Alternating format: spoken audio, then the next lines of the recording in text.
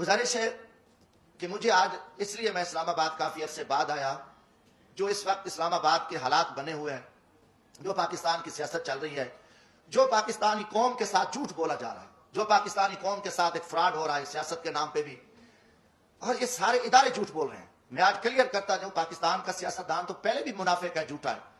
उसको तो मैं, क्योंकि काफी चीजें हैं, मैं उस क्लास में हूं। मैं मुल्क की तारीख का पहला एक मजदूर आम आदमी आया। मैंने 10 साल इस्लामाबाद को पढ़ा। मैंने माशाल्लाह अपने जर्नलों को भी पढ़ा, मैंने अपनी जुडिशरी को भी पढ़ा, मैंने सियासतदानों को भी पढ़ा, मैंने इस्लामाबाद को भी पढ़ा। मगर मैं इस नतीजे पे पहुंचा कि पाकिस्तान का जो सियासतदान है झूठा है, फ्रॉडी है, मकारी है, मुनाफिक है, मदारी है। उसका कोई सरोकार नहीं है, वो सिर्फ अपने इक्तदार की हवस के लिए वो कुछ करता रहे। फिर उसके साथ साथ हमारे जो जुडिशरी इदारे हैं, ये भी टोटल झूठ और फ्रॉड पे मबनी है। इन्होंने भी कोई कौम को कुछ नहीं दिया, ये सारा एक झूठा निजाम चल रहा है। और पाकिस्तानी कौम को 75 साल से मैं कहूंगा कि इन्होंने अंधेरे में रखा है, और ना यहाँ कानून है, यहाँ ना कोई आइन है, ना कोई निजाम है। जैसे कि जंगल में ताकतवर जानवर कमजोर को काटता है, और ये सिलसिला चलता रहता है जंगल का। पाकिस्तान में भी एक जंगल का निजाम है। हाँ, 73 का आइन बना, 73 के आइन में काफी सारा काम हुआ, मगर जब जुल्फकार अली भुट्टो को फांसी दी गई तो उसी वक्त इसी आइन को भी फांसी दे दी गई। कोई थोड़ा सा काम हुआ, आगे ना ये आइन चल सका है, ना कोई, ये ताकत है, और ताकत के बलबूते पे पाकिस्तान चल रहा है। जो जिस वक्त चाहे जिसको उठा दे, जिसको मार दे, जिसकी हुकूमत गिरा दे, अदालतें अपनी मर्जी के फैसले दे दें, और आगे जो कमजोर है वो तस्लीम खाम है, उसमें अखलाक की जरूरत नहीं है। अगर कोई बात करता है तो उसको उठा लो, उसको गद्दार बना दो, उसको जेलों में डाल दो, जो कुछ करो। एक फार्मूला चल रहा है। वो फार्मूला सबसे पहले इस कायनात में फिरौन का था। फिरौन बहुत बड़ा एक तरीका जालिम और एक ताकतवर इंसान गुजरा, जिसने 70,000 जो बच्चे थे उनको जिबा किया, 6,000 जो औरतें थी, औरतें उनके हमल गिराए, और जब वो गर्क हुआ तो 16 लाख का लश्कर था उस वक्त। 16 लाख के लश्कर के समेत वो गर्क हुआ, और फिरौन का भी निजाम नहीं चल सका, उसका भी तकब्बुर टूटा। आज पाकिस्तान में भी एक फिरौनी राज है, गुंडा राज है, और इस गुंडागर्दी के आगे किसी में अखलाक की जरूरत नहीं है। हकीकतन आप देखें, मीडिया हमारा, ना मीडिया आजाद है, ना हम बैसियत कौम आजाद है। जो एक दरवाजे से उठ के खड़े होकर कह दें हम सब ने यस करना है, हाँ जी ये करना है। पहला सवाल है कि अब चोर और डाकू की कोई हमें तफरीक तक पता चले कि इस मुल्क में चोर और डाकू और शरीफ आदमी, अच्छे और बुरे की तमीज का आज तक हमें नहीं पता चल सका। जब ये पिछले दिनों 2017 से ये शुरू काम हो गया था, 16 से बल्कि नवाज शरीफ साहब के खिलाफ, तो मैंने कौमी असम्बली में ये बात की थी।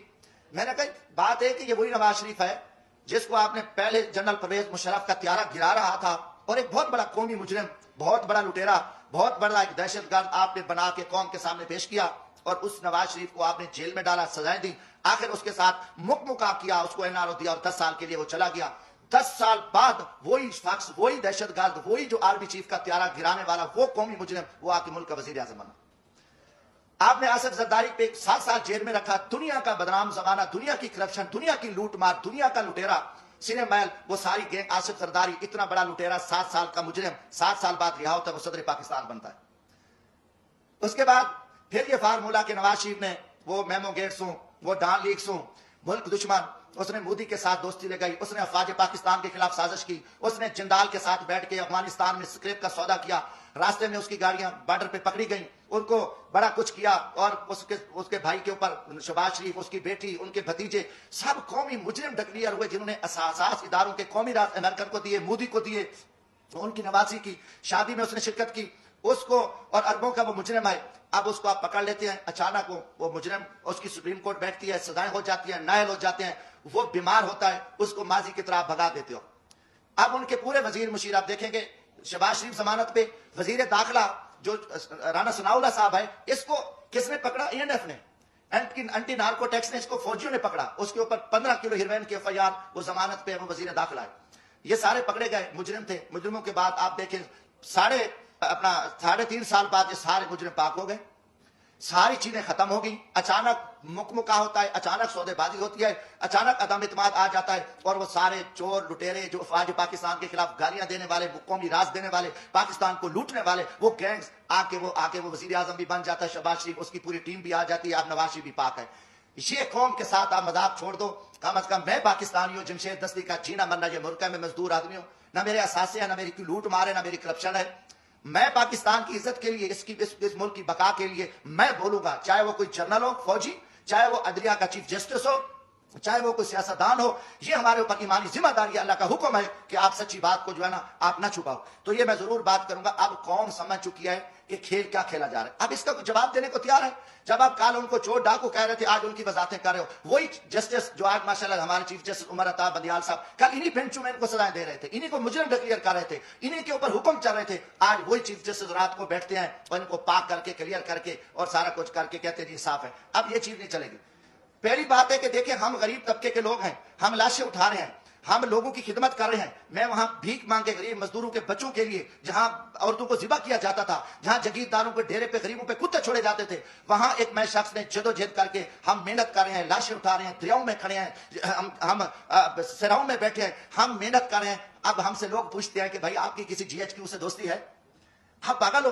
آپ جی ایچ کیو سے دوستی ہے تو آپ آ سکتے ہو, ورنہ یہاں آپ کی جو عوامی خدمات ہے وہ نہیں ہو سکتی. یہ لوگ اب عام آدمی بھی ہمیں چراغا بھی کہتا ہے. میں کہ ہم تو یار عام غریب لوگ ہیں, ہم تو غریبوں کے جوتے اٹھا سکتے ہیں, ہم کسی جنرل کے جوتے نہیں اٹھا سکتے. وہ بڑے جوتے ہیں, وہ بڑے لوگ جوتے اٹھا سکتے ہیں. جمشید دستی کیا کر سکتا ہے؟ آج آپ نے سیاست کو تباہ کر کے رکھ دیا. آج وہ پیپلز پارٹی, وہ بھٹو کا نظریہ تھا, آج آصف زرداری اسٹیبلشمنٹ کے آگے لیٹا ہوا ہے. آپ نے ایک دروازہ کھولا ہے اور سیاستدانوں کو آپ کتے کی طرح خیرات ڈالتے ہو اور وہ ارد گرد یہاں پھر رہے ہیں. عوام مر رہی ہے, لوگ ذلیل ہیں. اسلام آباد میں تماشا لگا ہوا ہے. آپ نے نہ رمضان شریف کا تقدس کا خیال کیا, نہ آپ کو آپ کی عزت ہے. آپ ایک اقتدار کے حوث کے پجاری ہیں. آپ ایک فرعونیت میں بیٹھ کے آپ پورے نظام کو تہس نہس کر دو, اٹھا دو, مار دو, جو کچھ کر دو. کوئی آپ کے سامنے بات نہیں کہا. ہم بولیں گے, ہم ضرور بولیں گے. ہم نہ کسی جنرل کے سے ڈرتے ہیں, نہ میں کسی سپریم کورٹ سے ڈرتا ہوں, میں اللہ کی ذات سے ڈرتا ہوں. ہم انشاءاللہ اس ملک کی بقا کے جہاں بھی ہمیں موقع ملا, آج بھی میرا دل زخمی تھا. کافی دنوں سے ایک جھوٹ چل رہا ہے, میڈیا کو بھی پہ بھی تماشا لگا ہوا ہے. وہی کتنے لوگ میڈیا کے تھے جو کل کیا تھے, آج بیچارے کہاں کھڑے ہیں, کس مجبوری کے تحت کھڑے ہیں, کیا کیا معاملات ہیں, مگر قوم سمجھ چکی ہے, قوم جان چکی ہے.